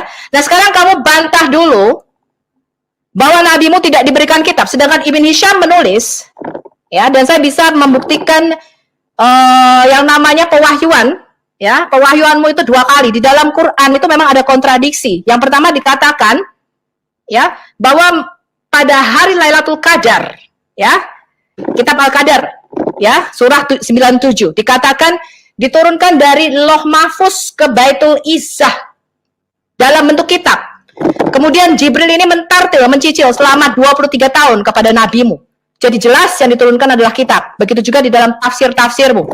Ya, berarti kamu tidak bisa menjawab ini adalah klaim hoax daripada Quran bahwa semua nabi diberikan kitab. Ya, berarti tadi kamu sudah nggak bisa membuktikan itu. Sekarang, ya, di dalam sirat Rasulullah Ibn Hisham, ya, dikatakan Jibril menampakkan diri kepada Muhammad di dalam tidurnya, nabimu itu mimpi dan diberikan sebuah buku. Kamu tadi mengatakan tidak ada kitab, tidak ada buku. Yang harus aku percayai Ibn Hisham apa mulutmu, Nandar? Satu tanggapan, satu tanggapi, bukan Nandar, ini. Ya, kamu tanggapi ini. Ibn Hisham yang harus aku percaya apa mulutmu? Nandar dan Sofiatul, boleh saya bicara dulu selaku moderator. Sekali lagi saya jelaskan, ya. Saya objektif dalam hal ini, tidak ke Nandar, tidak ke Ibu Sofiatul. Nah, maksud saya begini. Ini kita kalau dalam forumnya diskusi, tentunya tidak apa-apa dua arah, tetapi masih ada korelasinya, ya. Saya selaku moderator akan mengingatkan para narasumber. Yang pertama, kalau kita berbicara tentang pewahyuan Nabi Muhammad atau mungkin di sebaliknya, harus ada korelasinya begitu. Jadi biar apa ya, biar tidak terkesan kita mendiskreditkan agama tertentu. Gitu. Kalau tadi seperti narasinya Bu Sofiatul, ingat Bu, Ibu mewakili agama Kristen hadir di sini dan Jonathan Nandar mewakili agama Islam. Jadi jangan sampai ini kita dinonton hampir 1.000 orang. Jangan sampai ada kesan antara kedua narasumber ini mendiskreditkan agama tertentu gitu Bu. Ingat kita diatur dalam sebuah Undang-Undang Dasar Negara Republik Indonesia ya. Silakan kita berdiskusi tetapi dalam konteks kebangsaan Bu. Begitu. Jadi biar lebih jelas dan tidak agar terarah, yang ada korelasinya lah begitu. Oke, silakan lanjut. Oke, ya. Kita harus runut ya. Tadi mengatakan bahwa memang para nabi itu, saudara, tidak pernah menerima kitab suci. Mereka itu menerima wahyu dari malaikat Jibril. Oke, saya tegaskan lagi pernyataan kamu. Kata kitab di dalam Al-Qur'anmu bukan berarti kitab, tetapi wahyu, betul? Bentar dulu, dengarkan saya dulu. Jadi contoh di dalam Quran surat Al-Baqarah ayat kedua, "Dzalikal kitabu la raiba fihi hudal lil muttaqin." Kamu jangan ke sana dulu. Nanti kita baca Al-Baqarah 2 ayat 2 yang salah terjemahan itu. Kamu tegaskan dulu Ibn Hisham ini. Jibril menampakkan diri dan memberikan nabimu kitab atau buku. Mana yang harus saya percaya? Ibn Hisham apa mulutmu? Ya, dengarkan saya dulu. Ini waktu saya menjawab, Ibu ngomong dari tadi saya dengarkan. Ya, kamu jawab pertanyaan ini, jangan ke Al-Baqarah 2. Nanti aku jawab ke Al-Baqarah 2. Ibu jangan mendikte saya. Saya ingin menjawab Ibu, tapi Ibu kok malah senantiasa mendikte saya. Oke, tadi saya mengatakan saudaraku bahwa yang namanya HCFR ya itu ada kodenya. Ibu tahu kode ini enggak? Nih ya, H5612. Tahu kode itu enggak? Yang dimaksud dengan HCFR itu tidak selalu, memang pada momen-momen tertentu berbentuk sefer buku. Kalau satu buku sefer, kalau banyak buku sefarim. Nah, kalau Ibu melihat kritik teks dari kata HCFR H5612, memang tidak senantiasa bermakna buku, akan tetapi ucapan. Begitupun di dalam Al-Quran, ketika Quran surat Al-Baqarah ayat kedua, Al-Quran bohong. Sefer itu artinya gulungan. Ya, kamu sefer itu artinya gulungan. Kalau kamu mengatakan sefer itu adalah ucapan salah besar kamu. Sekarang aku nanya, Ibu mengatakan sefer itu gulungan. Kamu jawab dulu. Ibn Hisham menyatakan nabimu diberikan kitab. Kamu mengatakan nabimu tidak diberikan kitab. Mana yang harus aku percaya? Ibn Hisham, sirat Rasulullah, apa mulutmu? Saya jawab, makanya harus sistematis. Kita membahas tentang... Ya, kalau kamu mengatakan sefer, itu adalah perkataan salah. Sefer itu artinya gulungan kitab. Kalau luah, apa artinya? Nggak usah kemana-mana kamu. Ya, sefer itu bukan perkataan. Sefer adalah gulungan kitab. Kamu jawab dulu. Sirat Rasulullah Ibn Hisham mengatakan nabimu diberikan buku. Kamu tadi mengatakan tidak, Nabi tidak diberikan buku. Mana yang harus aku percaya? Ibn Hisham ataukah mulutmu? Oke, saya jawab dulu.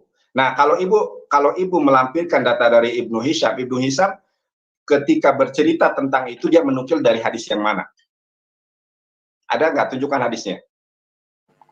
Kamu jawab dulu. Di dalam Quran jelas-jelas dikatakan diturunkan kitab ke Baitul Izzah. Ya, kamu cari sendiri. Ya, kalau kamu menolak sirat Rasulullah Ibn Hisham, kamu katakan semua pemirsa bersama, saya tidak menerima sirat Rasulullah dari Ibn Hisham. Katakan sekarang. Ini saya punya ini, kalau ibu ngomong itu harus ada datanya. Ini ada sirah nabawiyah nih. Bentar, saya sudah tunjukkan datanya Ibn Hisham. Kamu mau menyangkal data itu atau tidak? Kalau kamu nyangkal, kamu bilang saya tidak terima data itu. Selesai. Ya, saya tidak terima data itu. Coba Anda lampirkan datanya. Oke, berarti kamu sirat Rasulullah Ibn Hisham kamu tidak menerimanya. That's it, selesai. Ya? Sebentar dulu, Ibu. Sebentar dulu. Kalau Ibu menukil sebuah literasi, sebuah referensi, ya, harus dinukil juga itu literasi, referensi dari mana? Karena sumber hukum Islam, riwayat ke Islam itu. Sirat Rasulullah Ibn Hisham. Kamu tahu nggak tulisan sirat Rasulullah Ibn Hisham? Apa itu? Tadi Ibu ngomong apa? Apa itu? Kamu cari aja sendiri, Nandar. Tadi Ibu ngomong apa? Saya sudah memberikan literasinya, ya, sirat Rasulullah Ibn Hisham. Apa itu tadi? Apa tadi? Apa? Lu jawab aja. Berarti kan kamu tidak setuju dengan apa yang ditulis Ibn Hisham, ya kan? Penulis biografi Muhammad. Ya, apa itu? Penulis biografi Muhammad ya mengatakan bahwa nabimu diberikan kitab. Kamu mengatakan tidak? Di mana? Ya? Di mana? Sekarang terserah pemirsa, ya, apakah Ibn Hisham ataukah mulutmu yang bisa dipercaya? Begini, jangan Anda meluat standar ganda ya. Gini, saya jawab saudara. Kalau kita berbicara tentang sirah nabawiyah, tadi Ibu bacanya sirat. Nah, ini murtadin odong-odong ini kadang karena bukan Islam, maksudnya kadal ya. Sirat nabawiyah nggak ada, Ibu. Masdarnya apa itu sirat? Oke. Mau sirah, yang penting data yang saya berikan benar. Ya, jadi saya harap Muslim semua jangan bodoh. Anda baca bukunya Ibn Hisham, itu biografi pertama Muhammad, ya. Ibu Sofiatul bisa saya peringati. Ya, jadi jelas di sini Yonatan Nandar menolak sirat Rasulullah karya Ibn Hisham, ya. Ibu Sofiatul dan Anda santai dulu. Ibu Sofiatul, Ibu kan berdialog berdua dengan Anda. Tadi kan Ibu bicara Muslim jangan bodoh. Maksud saya gini, Bu, saya mengingatkan ya, jangan sampai narasi Ibu ini menjadi hal yang kurang baik gitu loh. Ini jadikan diskusi ini mengedukasi baik internal Kristen dan juga internal Muslim gitu loh, Bu. Ya. Jadi kita diskusi santai aja, santun, tahan emosi, yang objektif, sabar, tenang gitu loh. Implementasikan ajaran kasih itu. Jadi santai aja. Gitu. Saya objektif dalam hal ini, bukan. Ya, udah ya, berarti kamu tidak setuju dengan apa yang ditulis oleh Ibn Hisham di dalam biografi nabimu. Ya, tadi saya sudah menunjukkan datanya, Anda bisa cari sendiri. Sebentar. Oke, next sekarang. Aku belum nanggapi, udah next. Gini loh, Bu, saya ajari. Loh, kamu mengatakan nabimu tidak diberikan kitab kok. Ibn Hisham mengatakan nabimu diberikan kitab. Mana yang harus aku percaya? Saya belum ngomong apa-apa, Anda nyerocos terus. Gimana audien bisa menerima? Ya jelas audiens mengatakan kamu bodoh. Ibn Hisham sama kamu kok dipercaya kamu. Lah Ibu kode H5612 aja nggak usah ngomong kode-kode. Nanti kita bicara manuskrip. Kamu tanggapi dulu. Kamu tadi mengatakan kitab itu bukan kitab. Sebentar, Nandar. Kamu tadi mengatakan semua referensi Quran yang saya sebutkan menulis kata kitab. Kamu mengatakan itu bukan kitab, itu wahyu. Tidak ada satupun muslim yang mengatakan Muhammad menerima kitab. Kenyataannya Quran, tafsir, semua sirah mengatakan Muhammad menerima kitab. Dengarkan saya dulu. Ini Ibu nyerocos terus. Saya ketika ngomong nggak diberikan kesempatan, ya. Ngomong aja salah, sirat. Ini sirah, Bu, ya. Sirat. Okay. Ya, sirah Rasulullah maksudnya. Sirat. inilah ya kalau benar terjemahan. Makanya saya nantang itu Bambang Nursema. Nggak masalah. Daripada lu, sefer artinya adalah perkataan, ngaco. Sefer itu gulungan.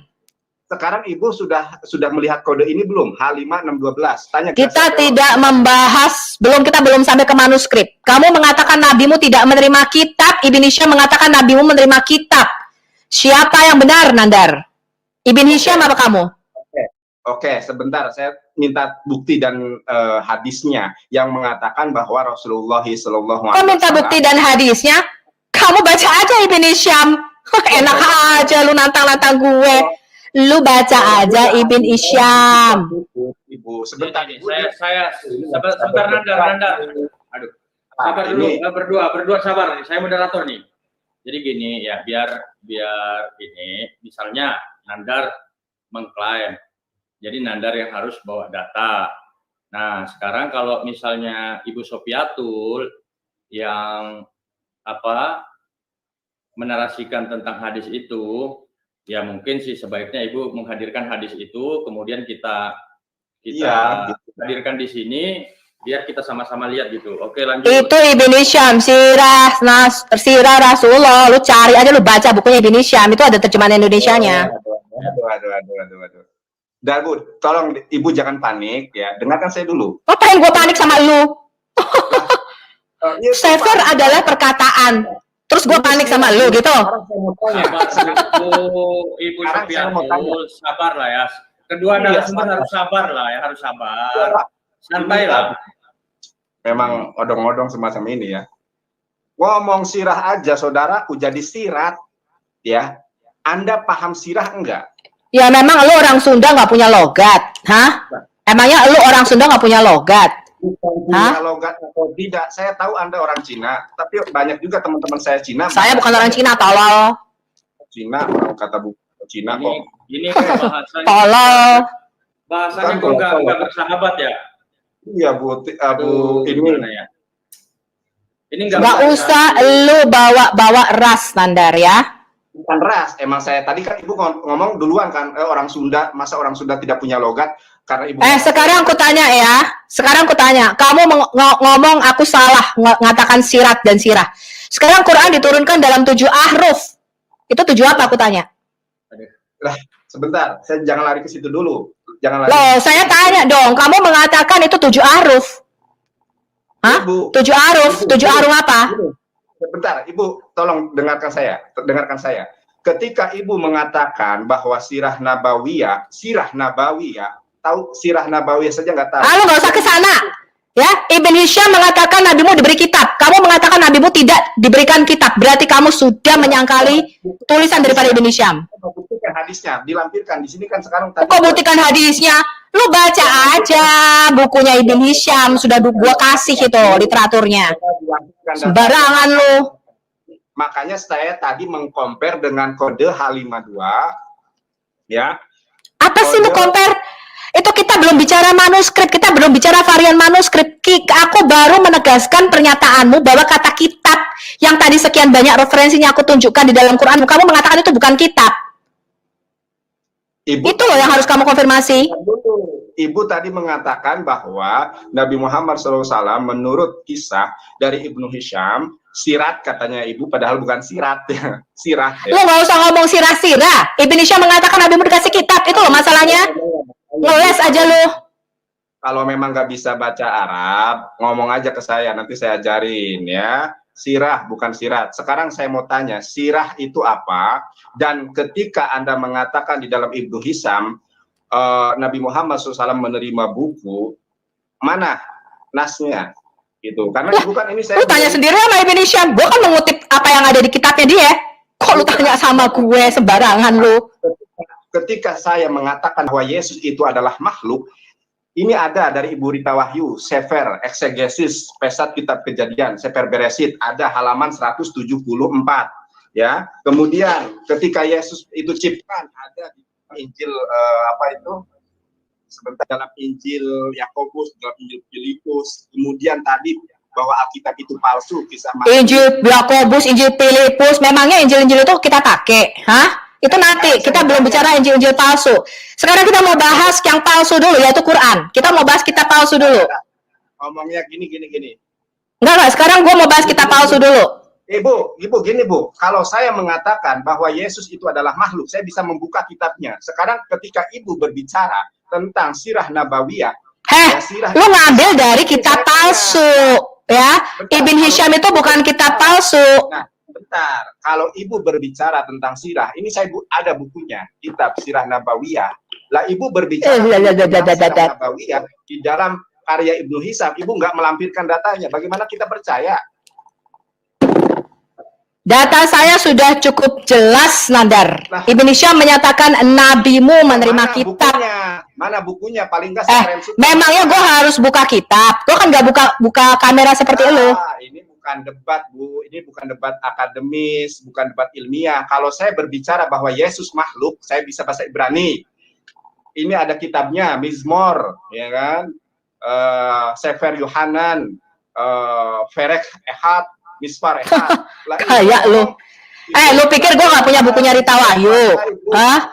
Lu pikir gue gak punya bukunya Rita Wahyu? Udah, berarti lu tidak setuju dengan tulisannya Ibn Hisham, dan kamu tidak setuju dengan Quranmu, ya? Ketika tadi Quranmu, enggak. Tadi ketika aku mengutip semua dari Quranmu bahwa nabi-nabi dan rasul diberikan kitab, kamu menyangkal, ya? Ya, kamu menyangkal bahwa kitab itu bukan kitab. Setuju atau tidak? Yang saya minta adalah bukti. Ketika saya mengatakan Yesus itu adalah jelas kitab. Quranmu tadi mengatakan kitab yang diturunkan. Lu jangan nyambung ke Yesus. Kita nggak bahas Yesus ciptaan apa Allah dulu nih. Kita lagi bahas Quran sama Alkitab. Jadi jelas ya bahwa ketika Quran mengatakan kitab, kamu bilang itu bukan kitab. Ya? Membahas tentang kitab, Bu. Makanya Ibu kalau blow on belajar ke saya. Yang blow on tuh lu. Quran mengatakan kitab, kamu mengatakan bukan kitab, ya. Itu yang blow on lu. Susah. Itu Nandar dan orang bisa ajak diskusi dengan baik semacam ini. Sebentar. Minum air. Nandar dan Ibu Sofiatul bahasanya dijaga. Blow on, tolol, ini nggak enak didengarnya, ya. Gitu loh. Jadi dijaga ya bahasanya. Silakan boleh panas, hati tetap dingin, Bu, ya. Jadi di sini ya, oke. Jadi saya tetap mengikuti apa yang Quran katakan. Ya, bahwa nabi-nabi dan rasul diberikan kitab. Ya, Bu. Ya. Makanya tunjukkan datanya. Anda tunjukkan datanya. Tadi bukannya sudah segitu banyak aku tunjukin sama kamu ayat-ayatnya. Yonatan dan Ibu Sofiatul. Saya meminta bukti. Dulu. Anda tidak melampirkan. Kenapa? Apanya nggak bisa dilampirkan? Tadi segitu banyak ayat Quran sudah aku kutip. Semua mengatakan kitab. Anda untuk membedakan Al-Quran dengan sirah nabawi saja tidak bisa, bahkan bacanya sirat. Lalu bagaimana Anda berbicara tentang Al-Quran? Saya kupas Quranmu seperti orang kupas satu-satu kulitnya. Seperlayer saya kupas. Bang Aristo, coba buka surat Al-Quran. Coba buka, suruh dia baca. Bisa apa enggak? Coba dibaca dulu. Kalau saya bahasa Ibrani bisa. Coba aja Anda tunjukkan separnya ke saya. Kamu tadi mengatakan Al-Baqarah ayat 2. Al-Baqarah ayat 2 itu salah terjemahan. Bukan kitab ini ya, tapi kitab itu. Bang Aristo, coba. Gak usah ngetes-ngetes, Nandar. Kita bicara ilmiah saja. Saya kupas Quran kamu layer per layer, Nandar. Ya, saya kupas Quran kamu sampai layer per layer. Coba kamu baca ini, coba. Sekarang aku tanya, di situ kitabmu. Kenapa terjemahannya menjadi kitab ini bukan kitab itu? Aku tanya. Coba ayatnya selanjutnya. Coba. Alah, gak usah lu ngomong, gak usah lu ngomong. Gak usah lu ngomong. Gua kupas Islam dan kequranan sampai habis per layer, satu-satu gua kupas. Coba ya, makanya coba baca dulu bagaimana Anda mau mengupasnya sedangkan Anda tidak bisa dan tidak mampu untuk membacanya.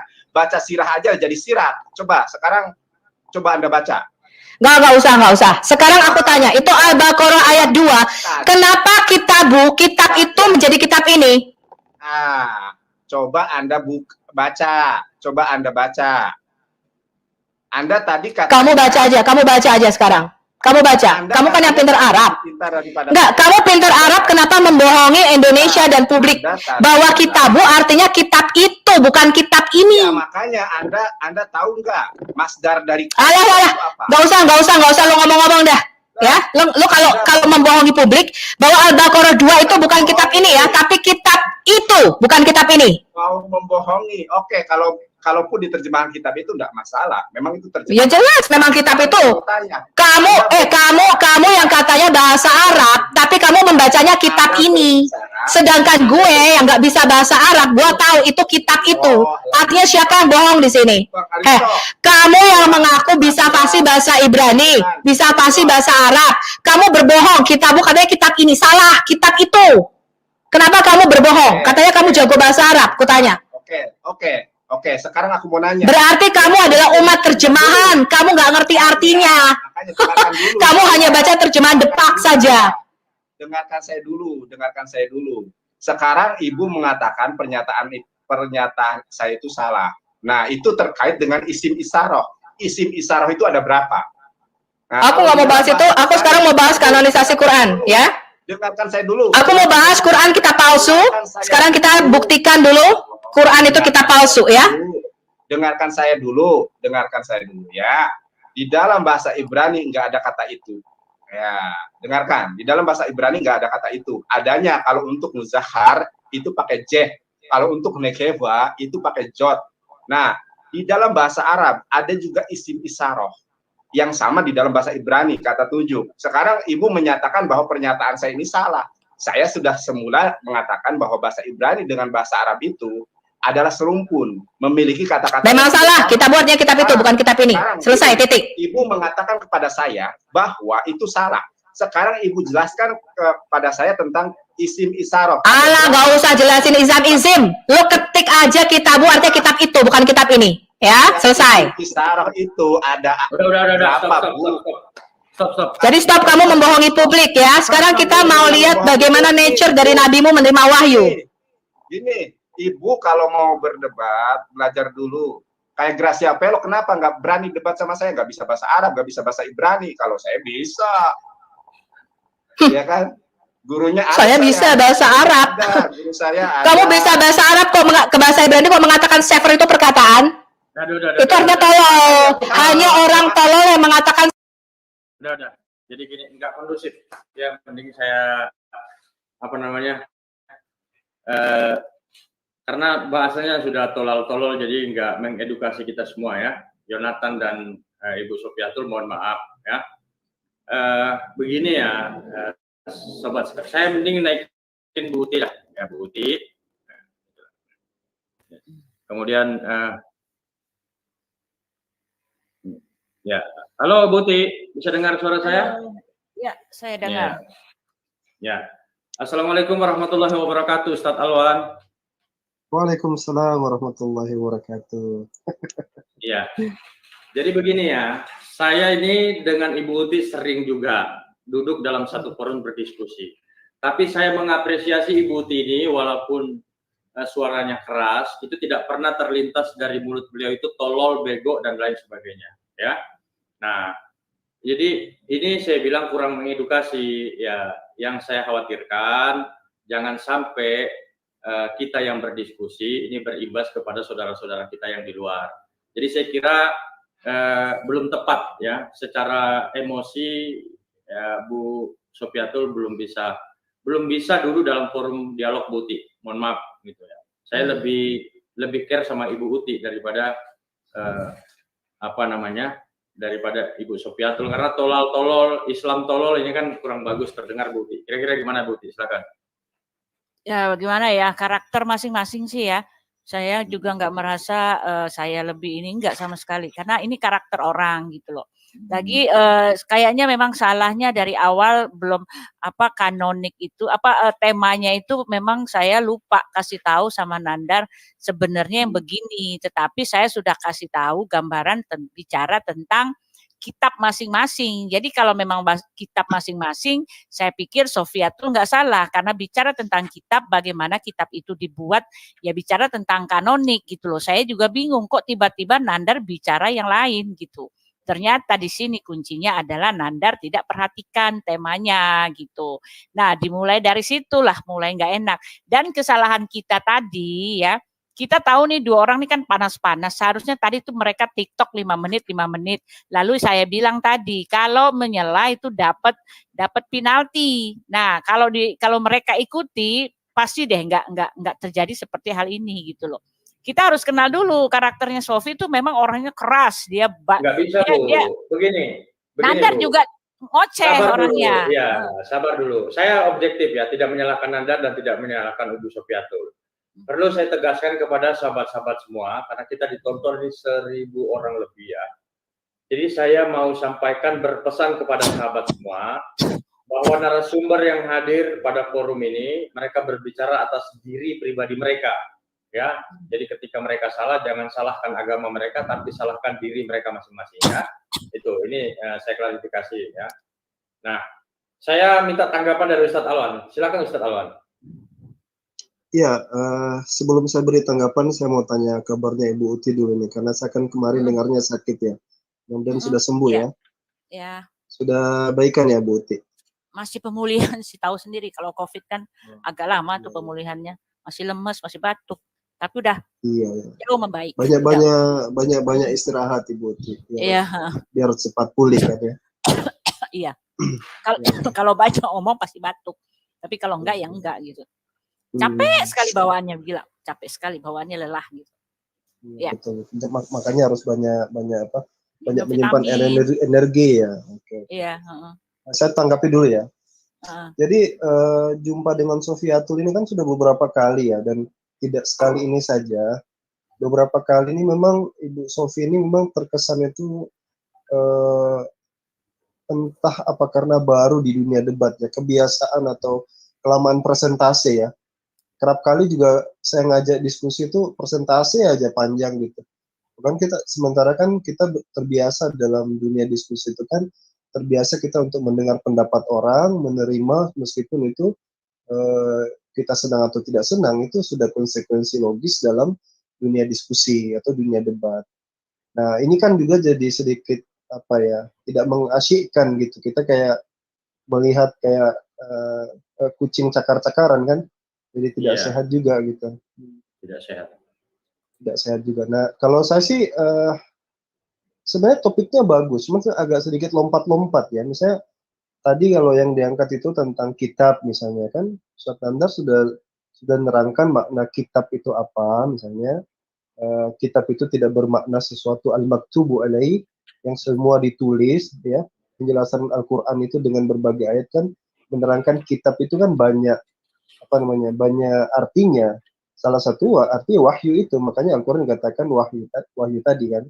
Kemudian si Ibu Sofi dengan jelas mengatakan bahwasanya Ibnu Hisham mengatakan ada riwayat dalam sirah ya, sirah Nabawiyah. Nah, Ustadz Nandar itu kan ingin sebenarnya minta referensi itu. Ya, kalau dikatakan sirah Nabawiyah, kebetulan buku yang dipegang Ustadz Nandar itu kan sirah Nabawiyah itu. Jadi sirah Nabawiyah itu ditulis oleh Ibnu Hisham mengambil dari Ibnu Ishaq. Nah, kalau misalnya sirah Nabawiyah itu dikatakan ada ditulis di situ, itu mau di cross check gitu. Apakah karena sirah itu kadang mengutip tulisan orang, kadang juga mengambil riwayat yang lemah, sehingga harus dilihat itu di halaman berapa dikutip pernyataan itu yang tidak ingin ditampilkan oleh Ibu Sofi. Makanya di situ terjadi debat kusir yang sebenarnya tidak perlu gitu. Tapi paling tidak mudah-mudahan ini bisa jadi pelajaran ya buat semua yang menyimak dan semua yang menyaksikan, bahwasanya kita jangan lagi ad hominem ya. Artinya memberikan kayak umpatan-umpatan ya, atau narasi yang mengandung head speech begitu kira-kira. Head speech ya gitu. Karena mudorotnya jadi banyak. Ya awalnya sih Nandar yang minta saya mau debat dong sama Sofi. Ya saya aturlah, lalu saya kasih tema. Temanya sih sebetulnya Sofi nggak salah. Saya kasih yang seperti yang diminta gitu. Bicara tentang tentang kitab masing-masing ya. Kitab itu ya bicara tentang kanonik ya, makanya saya kaget kenapa Nandar bisa lari ke situ gitu ya. Awalnya sudah dari situ. Sudah tahu kalau Sofi ini orangnya saklek. Iya, katakan iya, enggak ya enggak. Nah, si Nandar juga begini. Jadi ya inilah gitu. Ya, jadi terus timer kita lain kali jangan kayak gini, kepanjangan. Kita bingung mau jawab yang mana, lagi pula penonton sudah lupa poin-poinnya gitu. nggak bagus kalau kepanjangan juga nggak bisa disimak gitu loh. Kayak seperti dengan orang khotbah, lalu yang ini nggak bagus, betul-betul nggak bagus. Jadi untuk selanjutnya ya TikTok aja 5 menit gitu. Apa yang ditanya Nggak bisa, dijawab, Bu. tanya dijawab. Ini jadi gini ya, saya tidak menyalahkan, maksudnya apa ya? Di sini bukan karena Ibu Sofiatul Kristen, Yonatan Nandar Islam, bukan itu, gitu kan? Jadi dalam forum diskusi ini, apalagi kita ini kan ditonton oleh publik, ya kan? Pastilah, apalagi dari teman-teman Kristen kan yang apa namanya, yang menyimak, yang apa ya, merilai kan beberapa orang juga ya. Jadi jangan ada kesan bahwa saya Aristo Islam, oh musuhnya Kristen, Ibu Uti Kristen musuhnya Islam, jangan begitu. Ya, jadi kita ini diskusi ya. Nah, kemudian kalau bicara Al-Qur'an ya, apalagi Muhammad, yang jelas umat Kristen, Hindu, Buddha dan lainnya Konghucu tidak akan beriman kepada Al-Qur'an dan Muhammad lah ya khususnya. Tapi nggak apa-apa kalau misalnya ini diadu begitu antara sebenarnya awalnya saya tadi sudah bagus sekali. Tapi kalau berbicara pewahyuan Nabi Muhammad, syarat orang Kristen hadir dalam sebuah forum ini, misalnya diskusi lintas iman, harus menolak tentang kenabian Nabi Muhammad, itu harus.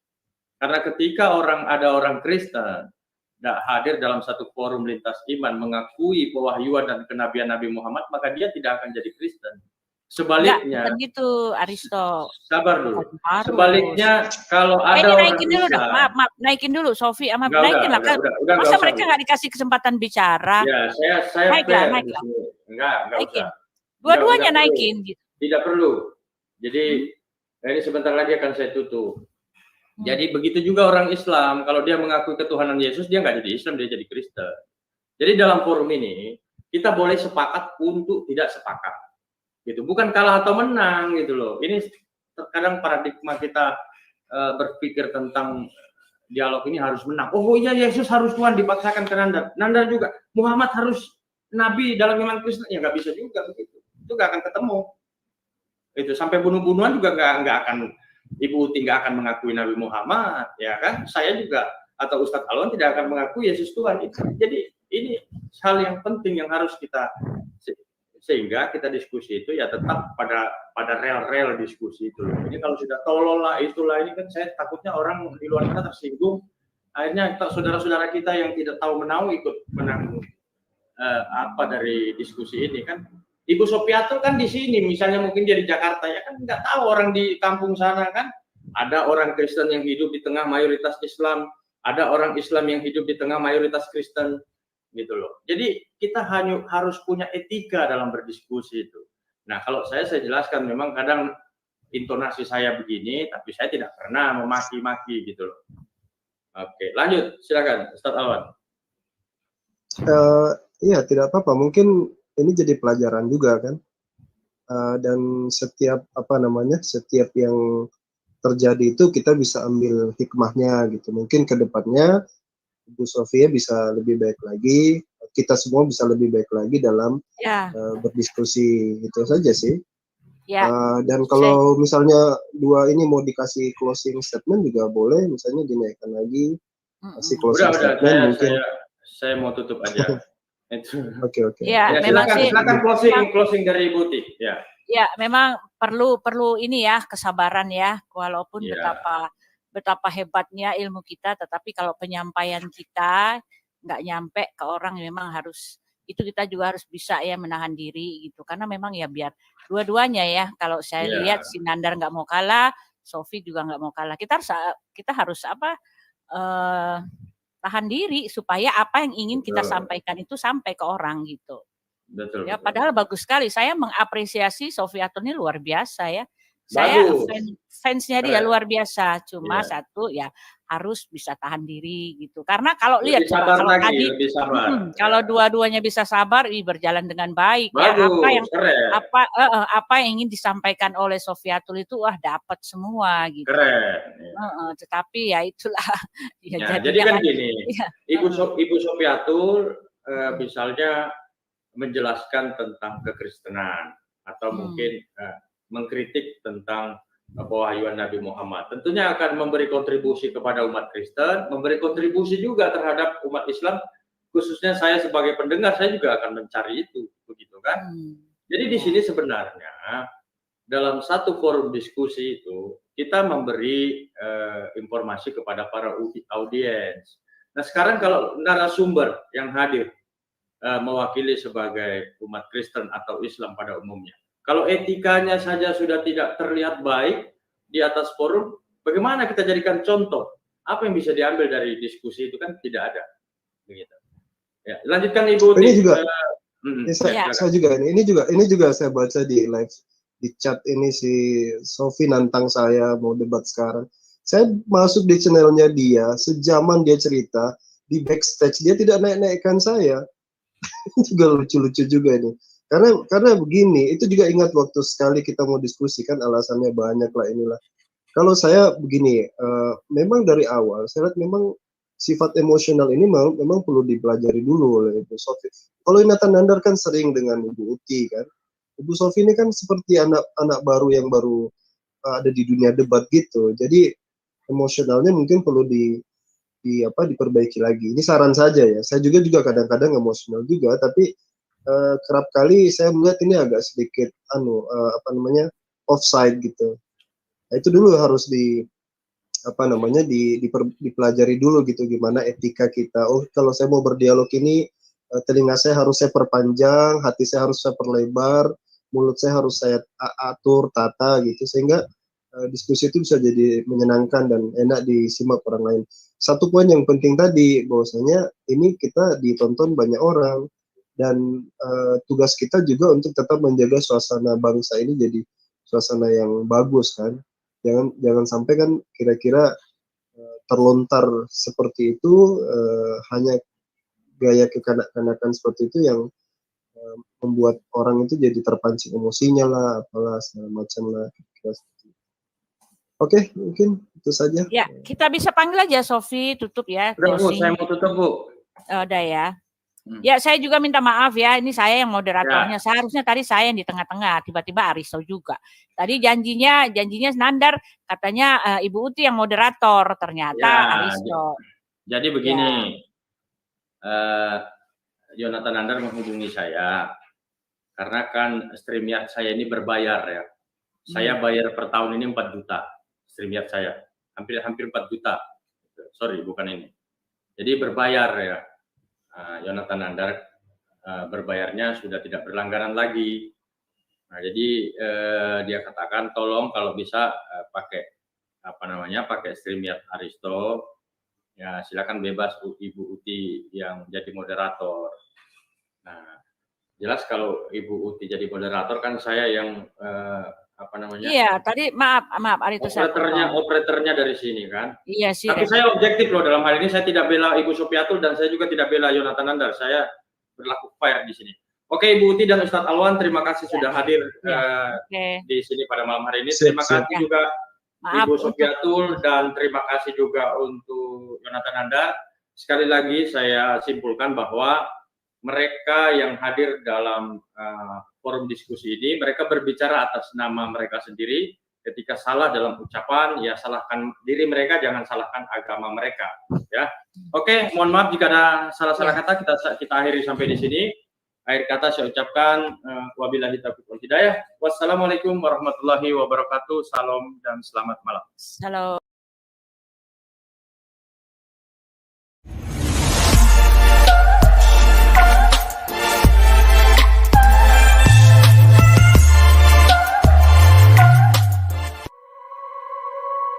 Thank you.